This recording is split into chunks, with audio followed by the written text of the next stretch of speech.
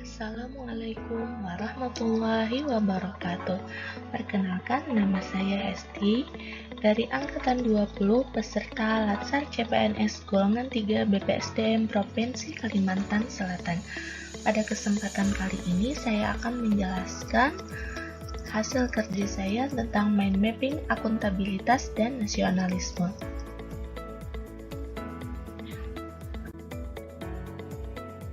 Pertama-tama saya akan menjelaskan tentang akuntabilitas.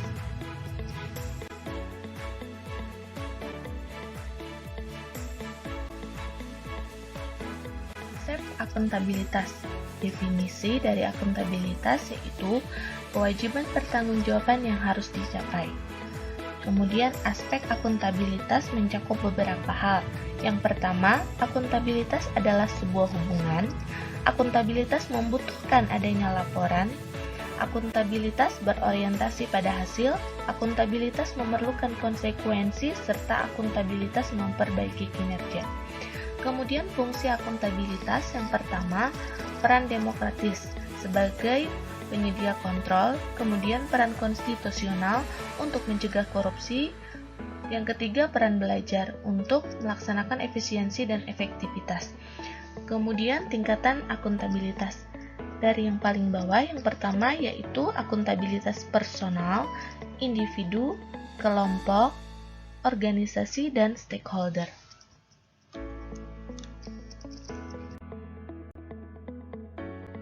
Mekanisme akuntabilitas. Dimensi akuntabilitas.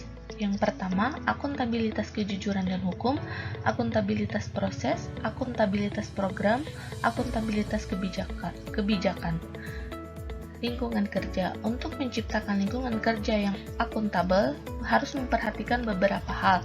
Yang pertama, kepemimpinan, integritas, transparansi, responsibilitas, keadilan, kepercayaan, keseimbangan, kejelasan, dan konsistensi. Akuntabilitas dalam konteks yang pertama, transparansi dan akses informasi, praktek kecurangan dan perilaku korup, penggunaan sumber daya milik negara, penyimpanan dan penggunaan data dan informasi pemerintah, konflik kepentingan.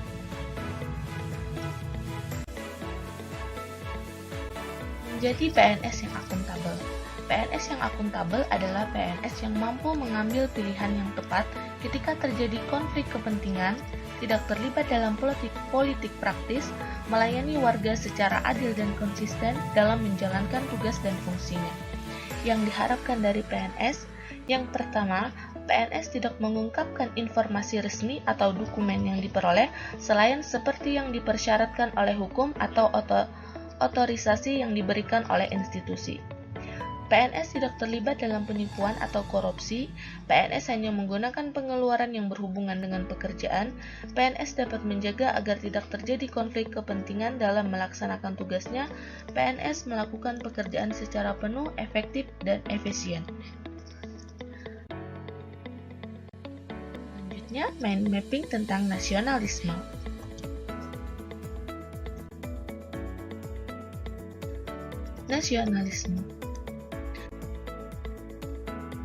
Nasionalisme adalah suatu sikap politik dari masyarakat, suatu bangsa yang mempunyai kesamaan kebudayaan, wilayah, serta kesamaan cita-cita dan tujuan. Dengan demikian, masyarakat suatu bangsa tersebut merasakan adanya kesetiaan yang mendalam terhadap bangsa itu. Kemudian prinsip nasionalisme. Yang pertama, hasrat untuk mencapai kesatuan, hasrat untuk mencapai kemerdekaan, hasrat untuk mencapai keaslian, dan hasrat untuk mencapai kehormatan bangsa.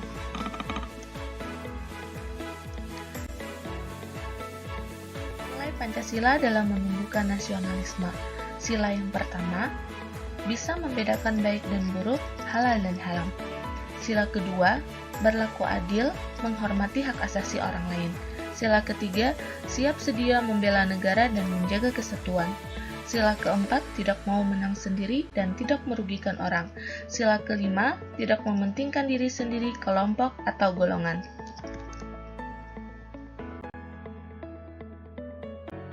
ASN sebagai pembuat dan pelaksana kebijakan publik merupakan peran ASN sebagai eksekutor yang melaksanakan segala peraturan perundang-undangan yang menjadi landasan kebijakan publik di berbagai bidang dan sektor pemerintahan. Kemudian, ASN sebagai pelayan rakyat. Dimensi kualitas pelayanan publik yang pertama, ketepatan waktu pelayanan, akurasi pelayanan, kesopanan, keramahan dalam memberikan pelayanan, tanggung jawab, kelengkapan, dan lain-lain. Sebagai pelayan publik, ASN harus bersikap adil dan tidak diskriminasi, profesional dan berintegritas, serta menjunjung tinggi nilai-nilai kejujuran, keadilan, dan tidak korupsi. Kemudian, ASN sebagai perekat dan pemersatu bangsa harus memiliki jiwa nasionalisme dan wawasan kebangsaan yang kuat, memiliki kesadaran sebagai penjaga kedaulatan negara, menjadi perekat bangsa dan mengupayakan situasi damai di seluruh wilayah Indonesia dan menjaga keutuhan NKRI. Cara mewujudkan kondisi yang damai yaitu dengan bersikap netral dan adil, mengayomi kelompok minoritas, serta menjadi figur teladan di lingkungan masyarakat. Demikian, itu tadi penjelasan dari saya. Semoga bermanfaat. Wassalamualaikum warahmatullahi wabarakatuh.